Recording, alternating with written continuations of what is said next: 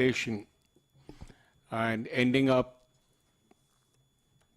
giving us all the vulnerabilities, both at the technology development stage as also at the supply chain, when we're looking at the life cycle, and how there is a need for all the stakeholders, namely the users, the developers, and most importantly, the evaluators now to come together when we're getting the system operationalized.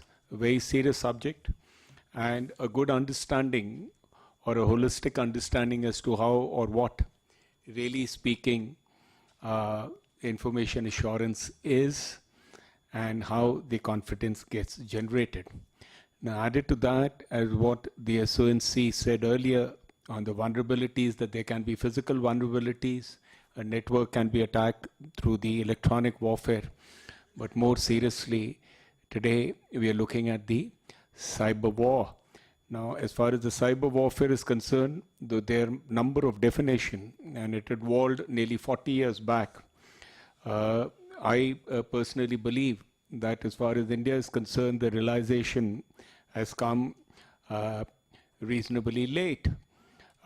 Today, we have a national cyber security policy of 2013, which has been declared lately, but I don't think so, or I think it is still awaiting implementations. While as cyber warfare has been declared as a fifth generation war and considered as a larger threat than even Al-Qaeda or terrorism as far as the Americans are concerned, and they are taking it very seriously. Way back in 2010, they have the United States have a cyber command. We are looking seriously into this particular aspect also. But this particular threat, the cyber threat, is very real, and today in military terms, from the military point of view, we are looking at such actions disrupting, destroying, or knowing about the adversary while keeping them from knowing about us. But it doesn't happen so simplistically, because today the hackers, the directions not known, the boundaries not known, are far, far more than the defending soldiers or the systems that we are using to keep them away. Now, to speak on the vulnerabilities of cyber warfare, we have Colonel Sanjeev Relia to talk to us today. Sanjeev is the Senior Research Fellow of the USI. He's got 27 years of experience in the field of telecommunications and in the establishment of voice and data networks and cyber security. A Bachelor of Technology in Electronics and Communication and a postgraduate from the Madras University. He's a certified ethical hacker, and presently he is researching on the topic of cyber warfare, its implications on national security. This he is doing so at the USI, which is a think tank in Delhi. As also, he is associated with large number of projects related to IT and the development of communication infrastructure in the Indian Army, which includes the cyber security in the armed forces and the protection of information infrastructure. And he is pursuing his PhD on the topic of Indian cyber security. Over to you, Sanjeev. Thank you so much, sir. At the outset, I wish to thank FICCI for giving me this opportunity of sharing the stage with such eminent speakers and personalities in the field of telecom and IT. I feel really honored. I'm going to talk to you on the subject of cyber warfare in next 15 minutes. It has taken India to realize almost 20 years that this is a field we need to really take care of now, and I don't know how I'm going to do justice in next 15 minutes to it. However, I shall try my best. Ladies and gentlemen, we are living in a tough times. I do not say so because the country is going through an economic crisis. I also do not say so because there is new form of terrorism that is emerging all over the world. I say so because a new form of warfare has emerged very quietly, and it has taken over all our lives. You and me are as threatened today as a soldier on the international boundary is. You and me can participate in it as much as a soldier on the international boundary can. Welcome to the era of cyber warfare. Now, when I show you this picture on the screen, it's amply clear what these two gentlemen are, who these two gentlemen are. The one on the right is a soldier who's dressed to kill. The one on the left is another gentleman who too is dressed to kill, of course, in different circumstances. However, when I show you these two pictures, can you say with certainty what these guys are up to? Can you for sure say that the gentleman on the right is just sending a love chat perhaps to his girlfriend? Or maybe he's trying to hack into your bank account and trying to take away all your money, or maybe even waging a cyber war. It is the most silent and potent weapon a commander has at his disposal today. Let me show you a little video clip which will give you an insight to what a network attack can do. This has been taken from the famous movie Die Hard 4.0. I'm sure a lot of you would have seen it. Imagine if the traffic control system of the city was to be hacked into and all the lights were to turn green at the peak traffic hours in Delhi. What would happen?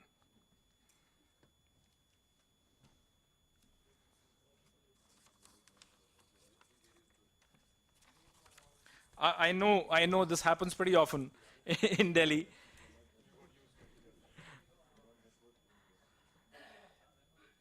Well, the result could be accident, casualties, death, chaos.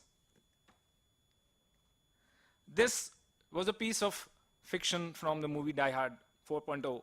But ladies and gentlemen, something very similar happened in the month of October 2013 in Israel, when when the network of security cameras on the highway on Haifa, there's a tunnel of the security cameras of this tunnel got hacked into by a Trojan, because of which the cameras shut down. The moment the cameras shut down, the tunnel got shut down, and for 2 hours they could not revive the network, because of which there was a traffic jam for 8 hours on that highway. Imagine if the cameras were to shut down for 24 hours or 48 hours, what would happen? Now, before I go into what cyber warfare is, let me first quickly come to what cyberspace is all about. A lot of us often misconstrue cyberspace and internet. We often think that they are the same thing. No, cyberspace is very different. Internet is just a part of cyberspace. According to me, cyberspace is formed by 4 major elements. The most important element in the cyberspace is the people, we the people who participate in the space. And that is why perhaps in a cyber attack, social engineering is a very important aspect when they teach how to carry out a cyber attack. The next important aspect of cyberspace is the information which is stored in the networks, in the components of the cyberspace, or which flows through the cyberspace. The third building block is the technology part of it, the routers, the servers, and whatever you have, which build this entire global cyberspace. And the fourth is the physical layer on which the information flows. Now, if any of these 4 layers, starting from the people to the physical layer, is attacked, we will term it as a cyber attack. So what is a cyber attack? There are a large number of definitions, and this is one of typically American definition. It is use of deliberate actions to alter, disrupt, deceive, degrade, or destroy IT systems and networks, or the information and the programs resident or transiting through them. Now, this typically talks of only the networks and the information. It doesn't talk of the human mind. No definition of cyber attack ever talks about the human mind, but I will yet insist that it is a very important part. Most cyber attacks are relatively, you never hear of them. They don't create too much of news. They do not destroy or damage most of the time unless they were specifically targeted to do so, like it was done in the Iranian Natanz, the Trojan which caused the Natanz nuclear plant to shut down. And very few get reported. Not even 1% of the cyber attacks in this world get reported. Now, I just carried out a Google search of how to carry out tools to attack a website, and look at the number of hits I got. How to attack a smart grid. Over 5 million hits I got. Even if 1% of these are actually worthwhile, which can teach a man how to carry out a cyber attack, just imagine the number of the amount of information today available on the internet that can teach you to be a cyber warrior. This is a graph which shows the amount of knowledge you need today to cause disruption. Back in the olden times, in the 1980s, when the internet had just come up, you needed tremendous amount of knowledge, reading, and time to carry out a cyber attack. Today, it can be carried out with so much of ease that you will be surprised. Now, like an artillery or a airstrike, even cyber attack has 4 very distinct dimensions. The attack vector itself first. What is attacking? Is it a virus? Is it a Trojan? Or is it something else? What is being attacked? Whether the target is hardware or software. Most of us also again think that only information is targeted in a cyber attack. It often is not. It could even be your hardware also. What is the vulnerability and the exploit? Each cyber attack exploits a vulnerability. So what is this vulnerability that is being exploited needs to be understood clearly. And possibility of a payload. Like a missile has a payload, similarly a cyber attack too, the attack vector too could carry a payload. A Trojan could carry a virus, or a virus could carry a worm. So what is cyber warfare? There are no globally accepted definitions of cyber warfare. However, the Americans, since they were the leaders in this field, have defined it in a large number of manners. And one of the accepted definition which the American Army has given out is like this. Again, like any form of warfare, cyber warfare too can be defined at strategic level and at operational level.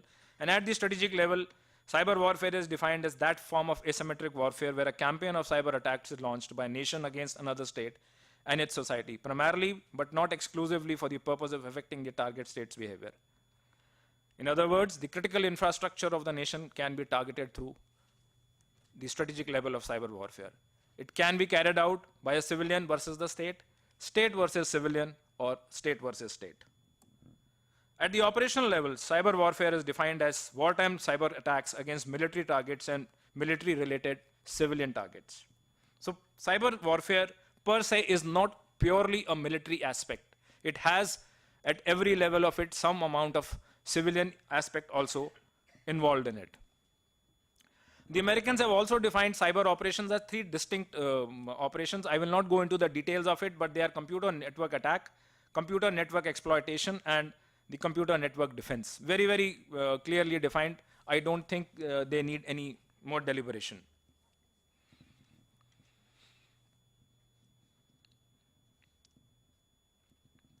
All right, so let me give you some example. The first Gulf War, as all of you are aware, was the first time when we woke up to the power of information.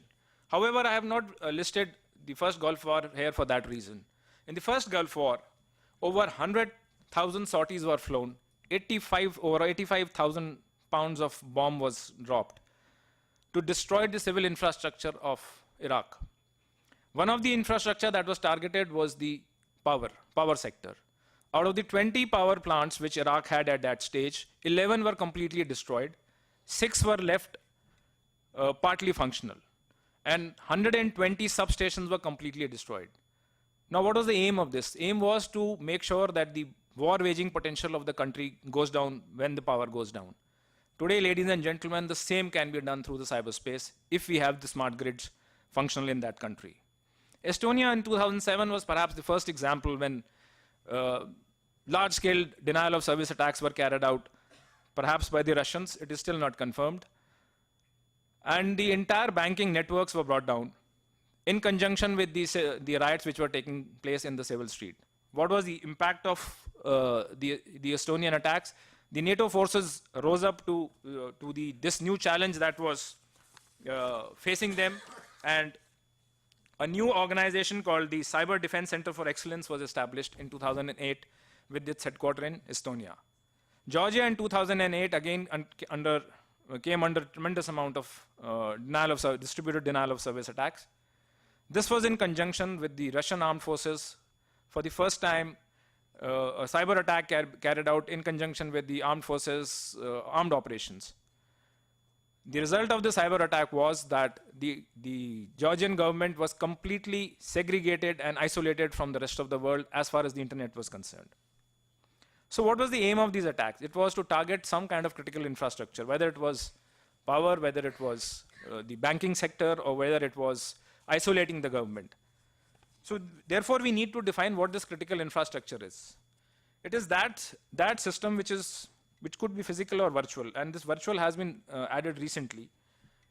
So vital to the nation that the incapacity or destruction of such a system and asset would have a impact on the security, national economic security, and national public health and safety of the country. Now there is another term which keeps coming up often, which is critical info infrastructure. And I must define before I go any further what critical info infrastructure is. Each infrastructure today depends on the information infrastructure for its functioning. Now the dependence could vary from 0% to 100% depending on what kind of infrastructure are we looking at. In critical info infrastructure is this part of the information infrastructure, critical infrastructure, which I have shown as hashed in this, which is dependent on the information infrastructure. Targeting of this can leave the infrastructure completely useless to, can degrade the system completely. Now in India, where are we? We have a critical info infrastructure protection center which is functioning under the NTRO, and it has identified 17 subsectors as crucial, out of which it has begun work for 7 subsectors which are as listed on the viewfoil. You would notice that MTNL and BSNL both form part of the critical info infrastructure in India. So how do we prevent the nation against strategic level of cyber warfare? The government of India, which has taken out a cyber security policy in 2013, says that we need to create a secure cyber ecosystem. So what is a secure cyber ecosystem? It is an environment in which all cyber participants, including cyber devices, are able to work together in real time to anticipate and prevent cyber attack, limit the spread of attacks across participating devices, minimize the consequences of attack, and recover in a trusted state. This is what has been defined by the government of India. In these secure ecosystems, security capabilities will be so built into the cyber devices that allows preventive and defensive courses of action to be coordinated within and among the communities of devices.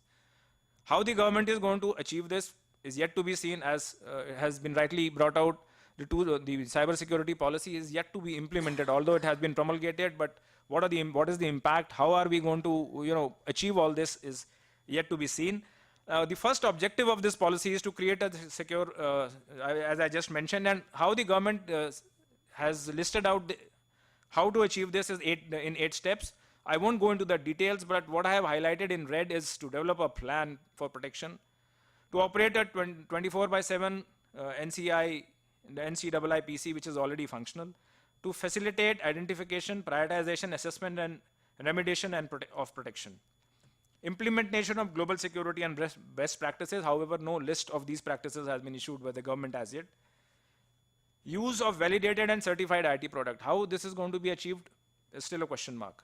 Carry out security audit. Who is going to do this? Nobody knows.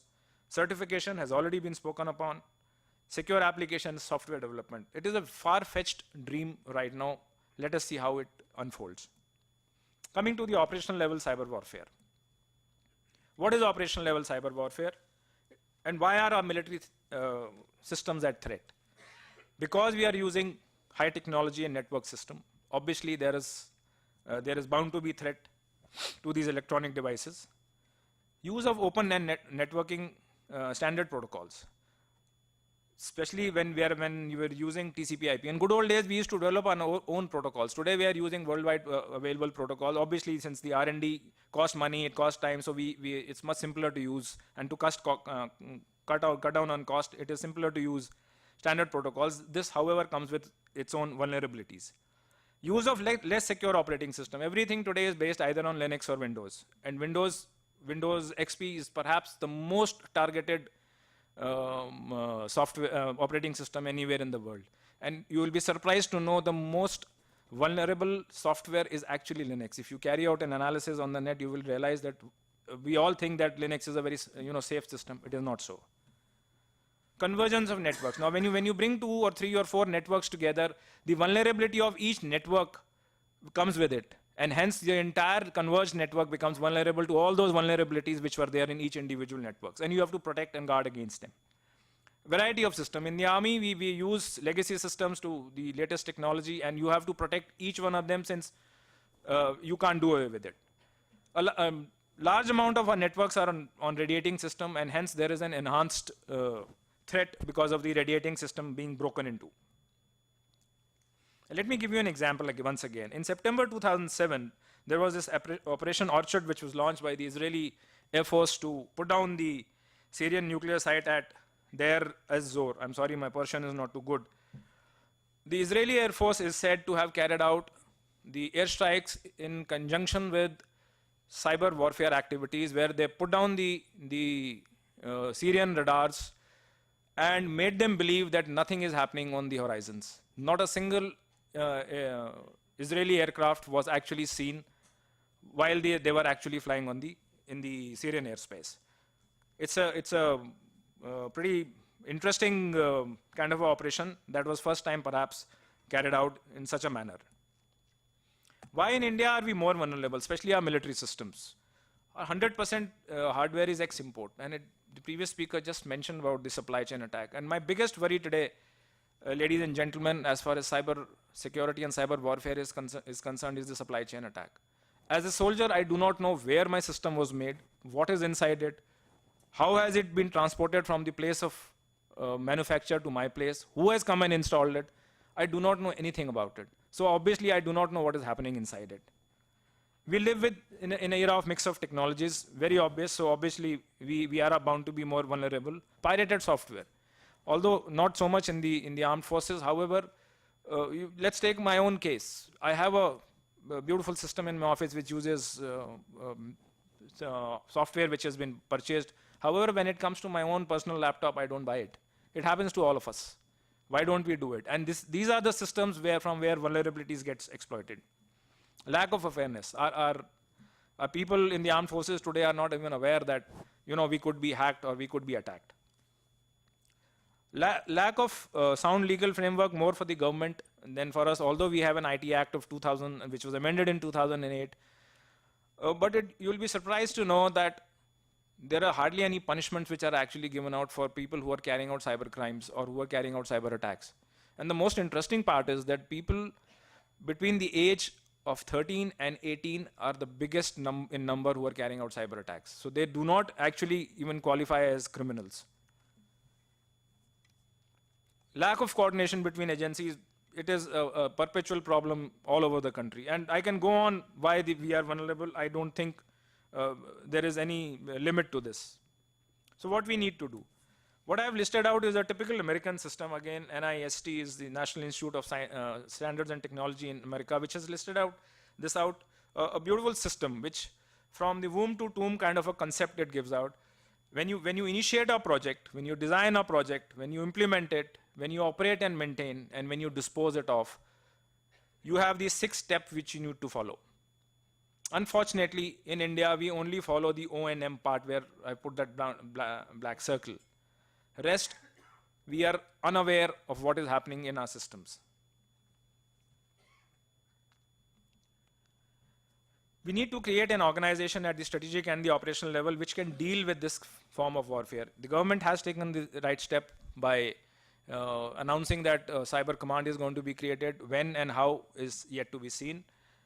We need to train and fight in a cyber active environment. We need to train our soldiers at the cutting edge that cyber attacks will take place. They will be a reality. There will be times when your air defense CNR will go down because of a cyber attack, or maybe it will give you a picture which is perhaps not true on ground. And we need to learn to fight in this. Evaluate networks and system against cyber threats, which is a very essential thing. We create networks, we use them, but we never evaluate them against any kind of cyber threat. Lay down best practices for the forces to follow. This is being done, of course, but every time there is a new threat, we need to change the best practices. We need to relook at it. Defense in depth is a subject in itself, but needless to say, you need to take defense at every level of your network. Sharing of information and the capacity to build for a system to bounce back after a cyber attack. This I have picked up from the Japanese Defense Forces. I heard a Japanese scholar talking on what their armed forces do, and these are the six core approach he told me that they do, and very simple, of course, very similar to what I have said earlier, but I'm sure they are finding it good. Develop human resource is a very important aspect. Now, before I finish, there are certain points to ponder. Now, every time I attend a seminar on cyber warfare, or if I get a chance to speak, there are certain questions which every time come up. And the most important question which comes up is, cyber warfare actually warfare?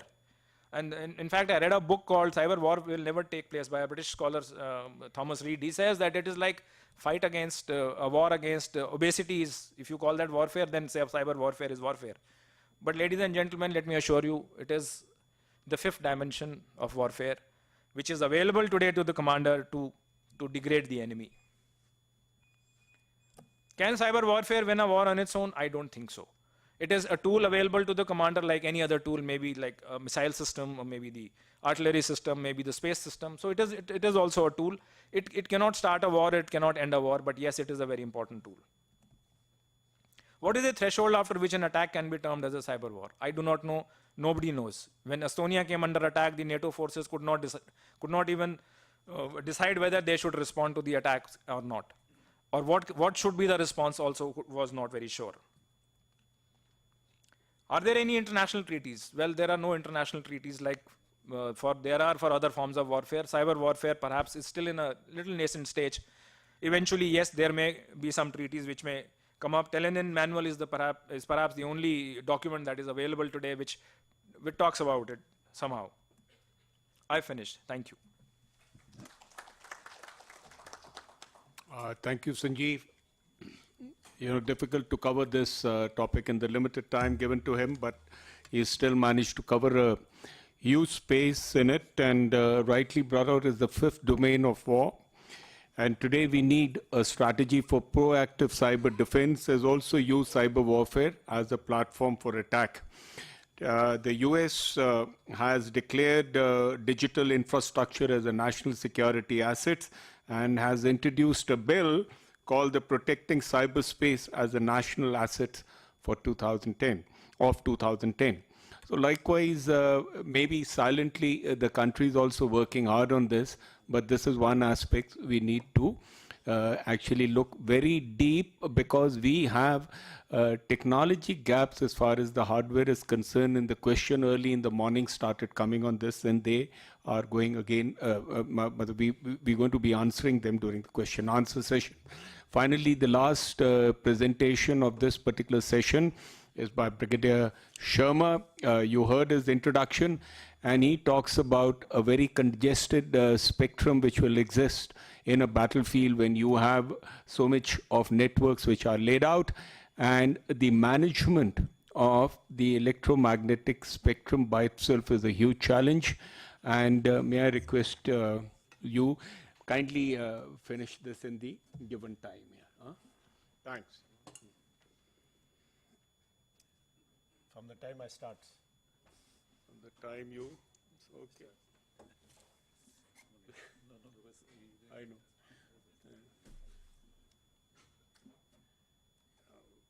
So much to talk, you don't want to break someone's heart. It'd be unfair, if he doesn't. Okay. Before the 71 war, I was OC radio relay of a regiment in Rajasthan, and I was detailed to lay a chain from Jaisalmer to Tanot. And we went before the troops, that before the 12th Div moved in there, and we established the chain. Then after that, the chain was established, the logistics got through, and the 12th Division moved there. When they moved there, there was interference, and this radio relay chain never functioned satisfactorily. When the Longewala battle took place, when the Pakistanis, they intruded into Longewala, the only channel available to inform the Jaisalmer Air Force Station was this radio relay, because the lines had been cut by infiltrators, and this chain did not function because of being interfered with. And at night, 1 o'clock, Captain S.C. Sharma was running around from radio relay station to radio relay station of 12 Div Signal Regiment, trying to switch off their one by one the RR stations to find out which one was interfering and finally get the channel through. Around 1:30 at night, General Khambata spoke to Wing Commander Bawa and who told him that the flights could come only at first light. And the first light, the rest is history. Gentlemen, I want to point out the fact that the electromagnetic or the spectrum is no more just the spectrum. It is the electromagnetic battle space. This is the dimension of future wars. This is where, you see, we all know it, that every device is emitting. Even now we are talking of every soldier having a system on him. Where are so many frequencies going to be managed? When General D. Kumar was the SONC, he gave me a job.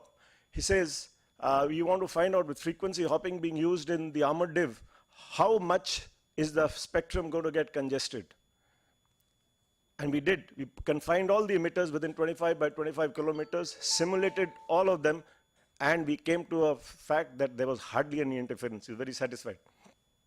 But the fact is that electromagnetic battle space is what needs to be managed very well.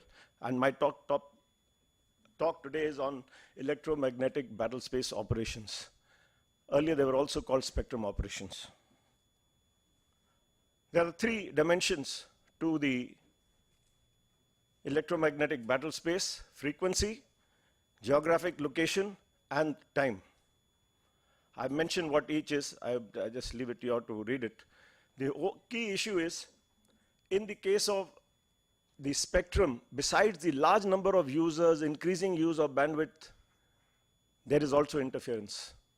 You can't oppose intentional and unintentional. Frequencies can be reused. You should be able to know where it can be used. It has to be decided by the geography. And time. You can have different people use the same frequency at different times. Okay. The characteristics of the EM battle space: sovereign, natural resource, yet shared with the enemy. I cannot tell Pakistan that your emissions will not come this side of the border. They will. It doesn't respect, as I said, doesn't respect political boundaries. Communication and non-communication usage, used never, but never consumed, very expensive, very expensive. You all know from the auctions and the G2 and the G3 scams, whatever they are. Critical for overall growth, invisible, hence intangible, and can be very easily polluted. And what is the problem? Dependence on radio, increasing use of emitters, large bandwidths, network-centric operation, density of frequency hopping. You see, frequency hopping, we don't have a system where you can increase the density. Even in EW today, there's limited 1, 2 nets you can de-interleave. When it's a whole spectrum of frequency hopping, even de-interleaving will not be possible. Dynamics of war, mobility, grouping, regrouping, various crisis situations.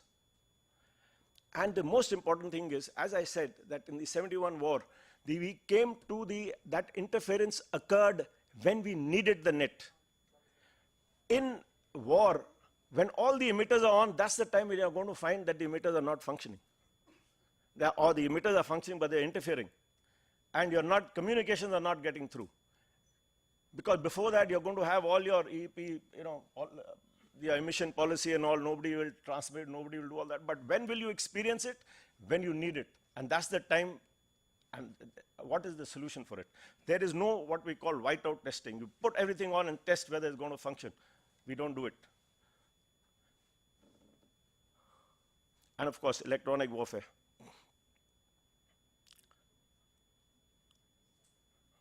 I will leave this. This has been covered enough. What is the solution for it? The solution is simulation. During peacetime, We put all the emitters, simulate, have them on, and you see who's interfering with whom.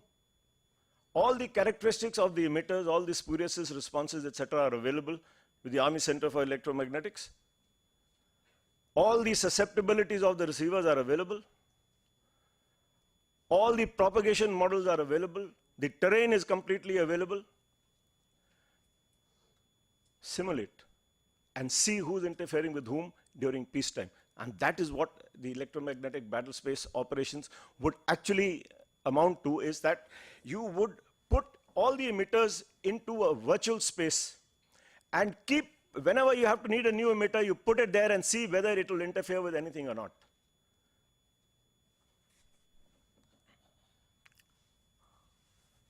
So I am just going through something that we've done. Now here, if you notice, you've got the latitude, longitude, what the EM space would be. You've got the lat long, the XY coordinates, and on the vertical side, you've got the spectrum. You've got the channel allocations. Let's say a map of the country. You identify a small space which you're going to manage, and the EM battle space is over it. So this is as from 9 kilohertz to 100 gigahertz. And as you put emitters, as you notice here, there are two emitters. One is an omnidirectional emitter, and one is a directional emitter at different frequencies. One is at 80 megahertz, one is at 20 gigahertz. How they occupy would, how it would appear in this virtual space. I would leave this out. You would, it's all be event oriented. And as you put the emitters, from the time you put them on to the next time, you simulate the movement, see who are they interfering with. Everything is possible on this study. I've already mentioned this. You've got all the EMI, EMC characteristics of the equipment. You can directly import, use it all on a GIS platform. And you can, based on your studies, you can do the forecast, you can do policy formulation, standardization, testing, certification. All that is possible. And you can design and you can deploy tools for monitoring network, GIS, propagation models, etc. All those tools would be used for this.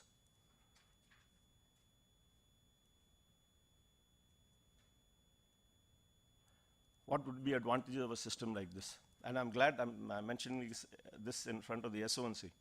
Firstly, automation of all management functions, all your spectrum management. I won't call it spectrum management anymore, I'll call it management of the electromagnetic battle space. Finer control, exact, you can get down to very close, as the SONC mentioned, the location of the BTSs, how to place them where, all to be done in virtual space and then translated on the ground. Dynamic reuse of existing resources, minimize possibility of EM conflict. I won't say there will be no conflict, there will still be conflicts, but you'll be able to manage them. Maximize utilization, ensure domination of the EMBS. Now, remember that the EMBS, the electromagnetic battle space, is even shared with the enemy. So you have to dominate it. And how you dominate it, you'll be able to practice it on the virtual space. You can make a war games. These can be war games on this, where there are two sides. One is communicating, the other is interfering, etc. All those things are possible. In fact, I designed one and I gave it to the college, to the military college to try out. And the deployment of EW resources can all be done on the virtual space to see from where you will pick up best. And everything you can practice EW completely on the virtual space. All the direction finding, everything can be practiced in this virtual space. Even we've designed a system for the air defense. It's a classroom electronic warfare simulator. In fact, we've deployed this concept of all the radars actually emitting and actually picking up the reflections depending on the direction in which the aircraft is going as per their cross section from that particular direction, how much of signal is being received, etc. Employing all the propagation models in this. And the radars showing you exactly what is the location of which each one is showing you whether you create a situation in the instructor console and the various radars deployed on the ground with various with an air situation created. It gives you exactly what it is like when it is being interfered with. You know, with the you can have the aircraft carrying out ECM and how it would appear on the radars, where it will appear on the radars, what action will be taken on the radars to overcome it. All that is possible. I've finished. Thank you. Thank you very much. Ladies and gentlemen, we've already overshot the time, and we'll now take on the question and answers. Questions, sorry. Hello, sir. I'm Manish Bajpayee from Infosys. I have two questions. First question is for SONC, sir. I think it's quite obvious that the need of indigenous technology in all critical infrastructure is here today. And obviously the MAKE programs like TCS and BMS are definitely promoting the industry to go ahead and create such technologies. But what I see missing today is in programs like TCS and BMS, the typical, there's no clarity in terms of what critical infrastructure has to be an indigenous item today. It pretty much says that based on how much indigenous content is there, a particular system integrator is given a weightage. Whereas ideally, we should proactively identify components which are non-negotiable, which we cannot let go to outside world and have them developed inside. So a clarity or policy on that in all the make model programs will definitely be helpful for industry to focus on those technologies and develop them in-house. That is the first question. Second question is for Burman, sir, and that is regarding the assurance on the technology from information assurance. So today, India has already invested in creating common criteria-based certifications for assuring the infrastructure that India buys. STQC has already set up some infrastructure to do CC evaluation and other things. But still we lack a good protection profile which people can use and standardize the equipments against them. So is DRDO or CARE doing any work on creating a protection, India-specific protection profile to which everybody can comply to? Thanks. Yeah, you have basically said that in this TCS and the BMS programs, we need to identify and declare what is going to be the indigenous component. Essentially, we identify our critical this thing. We are working on this. Let me tell you, the few other things are already on. Like it could be field wireless system, the secrecy part of it. And there are two aspects in this. Firstly, one is the wish list, and second is what is feasible. So we have got DPRs. The various other players have also come and told us, no, in any case, the players are limited as far as the TCS is concerned. So what all they can do, possibly that is one part, and second is our own wish list. So we are striking a balance in the two, and we will be declaring that. There's no doubt in this. This is important. Thank you. Yeah, good question. You'll have to excuse me for a politically incorrect answer. Sitting in FICCI. See, I alluded to the fact that common criteria has actually not lived up to its expectation. The reason for that is the following. Common criteria, when it came up, it is actually a derivative of the Orange Book and the ITSEC, Orange Book of the US, ITSEC of criteria. Actually, prior to ITSEC, you had the federal criteria of the US, then it was the ITSEC of the Europeans, and that led to finally emerging with common criteria. Now, very quick 2 words about common criteria. A, common criteria is about security assessment. It has nothing to do with cryptography. It is not cryptographic assessment. B, common criteria was designed to be very flexible so that it could actually, for example, it was made so flexible that the designers apparently this is an anecdote, who joked that you can actually have an electric kettle certified under common criteria. Okay, and I have seen evidence of this, interestingly. Okay, where a vendor in a 19-inch 1U chassis put in a piece of wire and a diode and had it certified at EAL7.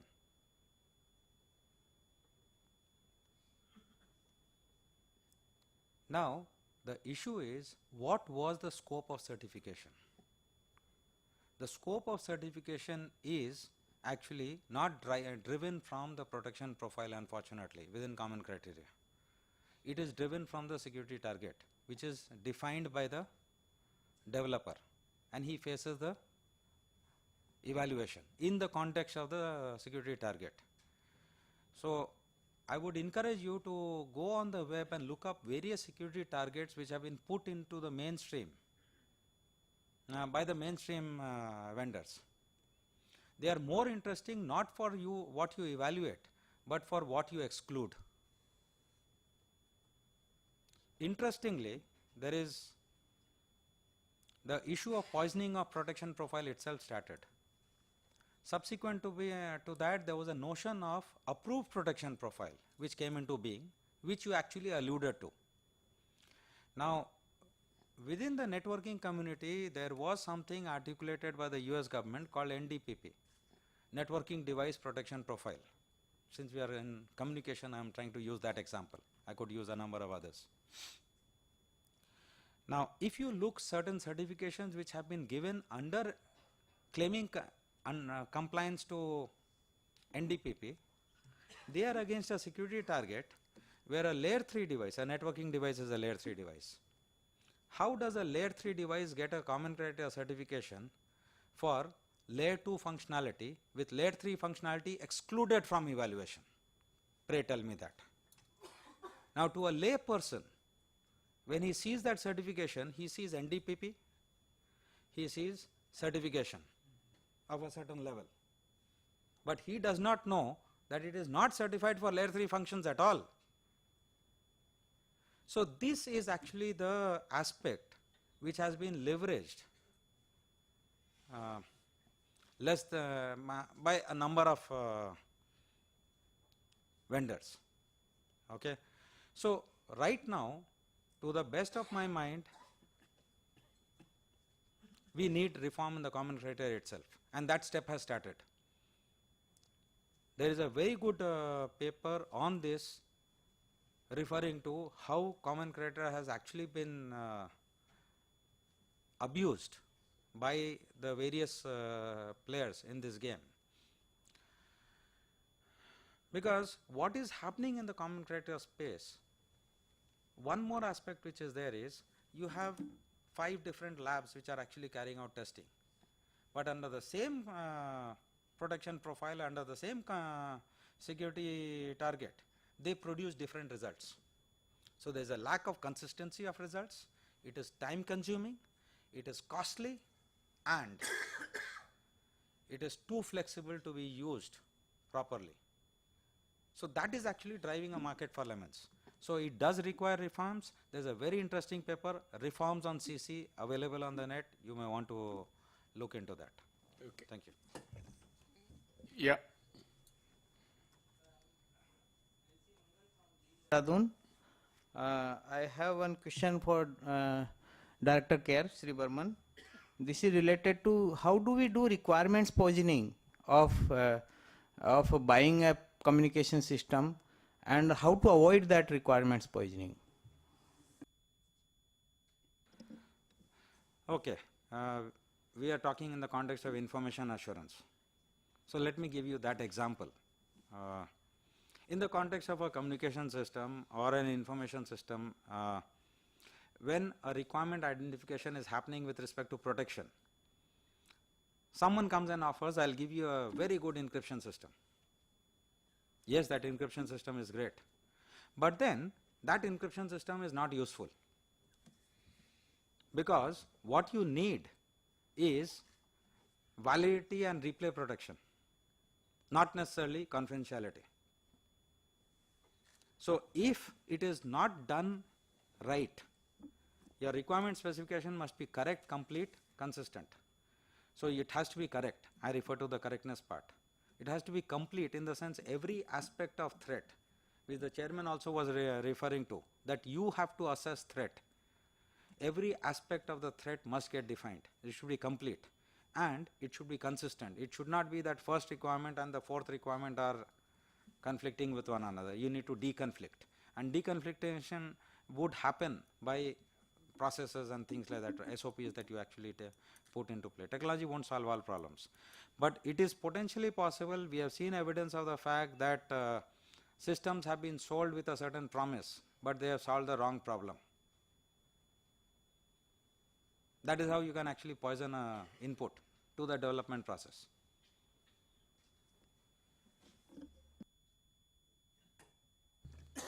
Yes. Thank you, Chair. Like first session in the morning, again I'll repeat the same thing, my comments. General Nitin has already mentioned about semiconductor chips manufacturing. Not having our own hardwares.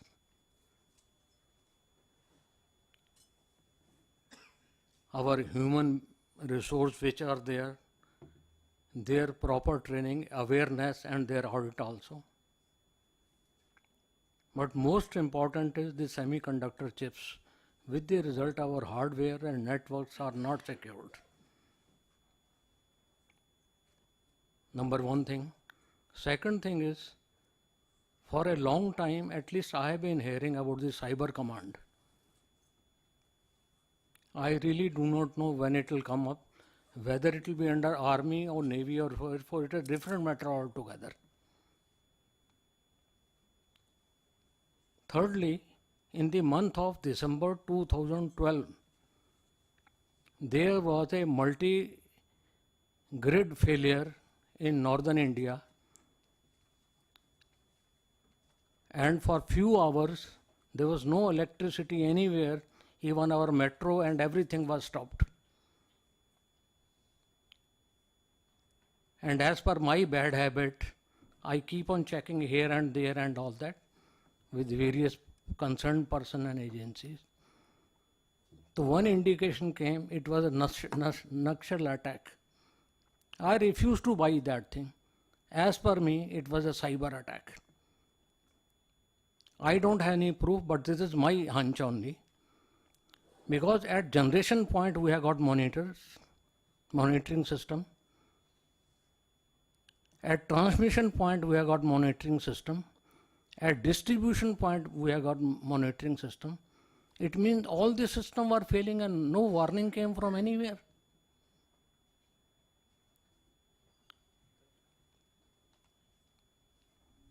Thank you. Right. Thank you very much. The three questions, really speaking. The first one is what you spoke in the morning about the technology gap that we have in making hardware. Any progress we have in making those wafers and all, the electronic chips, etc. On this, sorry, I'll just add, in the month of February there was a news item. No, I know. There, that news item I've also read.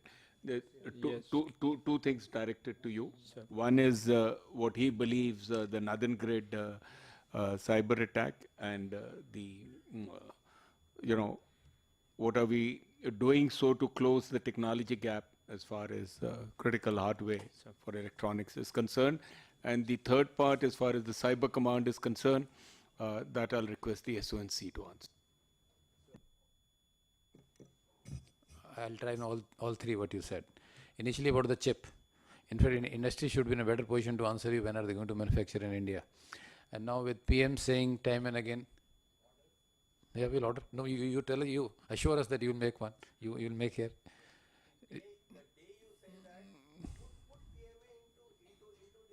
So no, what you're saying, let's take this ahead, what you're right.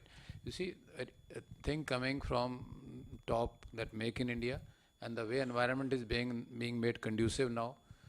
Today only you had read in the paper that DSC, that Tata and Air France, Airbus of France, they're going for 49% FDI.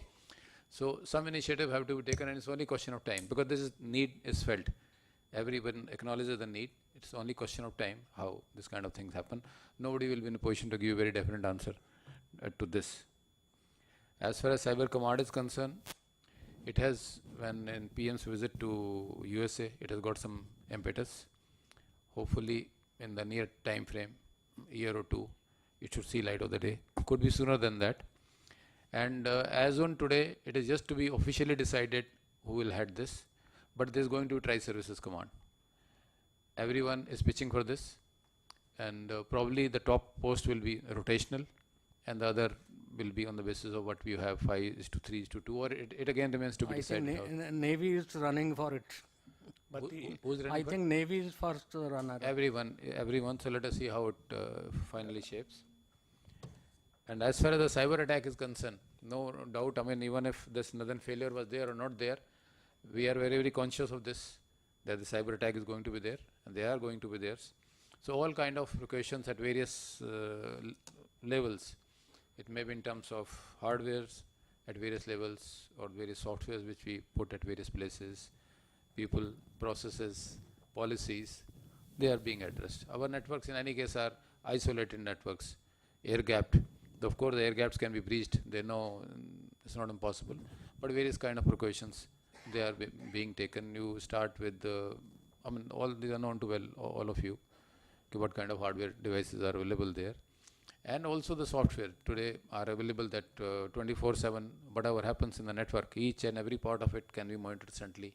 We are creating these SOCs, that is security operating centers and network operating centers, at the regional level in a distributed manner, so that each part of every port of a switch or whatever devices you have there, they can be monitored, and each client, what hardware, what software he has, what he does, can be monitored.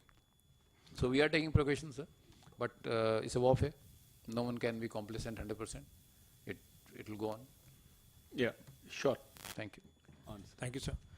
Sir, this is regarding your question on the grid failure. So even I was very intrigued by it, and I also thought perhaps it was a cyber attack, till I read the Power Ministry, which took out a after action report after the grid failed, and there was a detailed investigation. Now, fortunately, in India, we still do not have, I'm saying fortunately, we still do not have smart grids. In the US, everything is a smart, everything can be controlled centrally. We are still in the process of transition. There are some cities which are now, perhaps 9 of them, if I remember correctly, which are now going to be, as a pilot project, being changed over to smart grid and smart metering system. So the grid which had failed, if you go through the component list, it is all legacy system, and it was unlikely, in my personal view, it was unlikely that it was a cyber attack, although even I would like to believe that it was a cyber attack. But so many grid failure cannot happen at a time. It was a cascading effect, sir. If you go through that report, it's available on the internet, sir. I have gone through, I have spoken to the concerned minister person also, and I don't believe them. Sir, Anyway, the vulnerability got elucidated. We got to be cautious of this. Right, ladies and gentlemen, in the end, I wish to thank this panel who gave a comprehensive presentation on what I believe is a very topical subject. Thanks to all of you for the patient hearing, and finally to FICCI and SP Guide publication for bringing together this particular subject, which I believe has not only military implication, but very important to the entire national security. Thank you very much.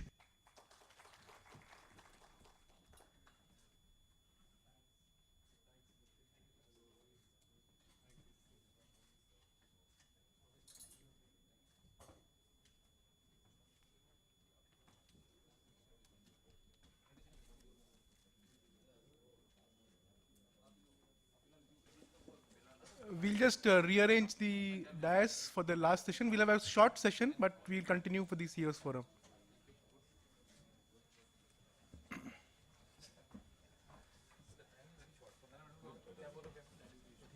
also didn't want to interrupt him, though he was speaking. I said, look, let him say it is such a huge subject.